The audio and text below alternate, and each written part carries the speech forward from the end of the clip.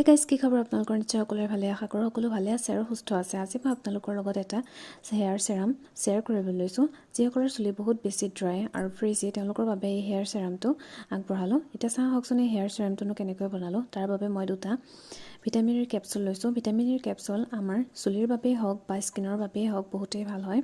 এতিয়া মই এটা স্প্ৰে বটল লৈছোঁ। তাতে মই নিজৰ চুলিৰ লেন্থ অনুযায়ী পানী লৈছোঁ আৰু তাতে মই দুটা ভিটামিন ইৰ কেপচুল মিক্স কৰিম।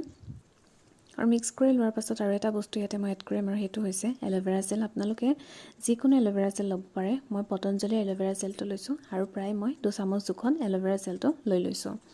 এতিয়া মই গোটেইখিনি ভালদৰে মিক্স কৰি ল'ম।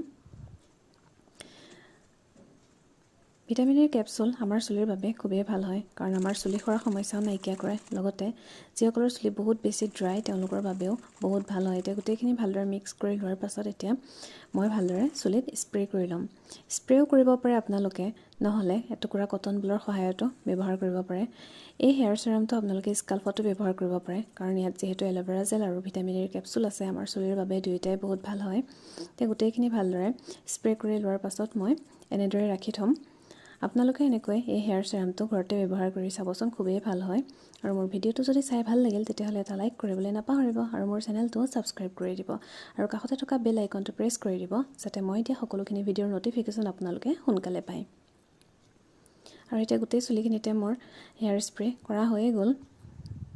আৰু আপোনালোকে এনেকৈ এবাৰ ট্ৰাই কৰি চাবচোন, খুবেই ভাল হয়। যিহেতু ঘৰুৱা সামগ্ৰী ব্যৱহাৰ কৰা হৈছে, চ' আপোনালোকে এনেকৈ এবাৰ ট্ৰাই কৰি চাব, খুবেই এটা ধুনীয়া সুফল পাব। চ' থেংক ইউ।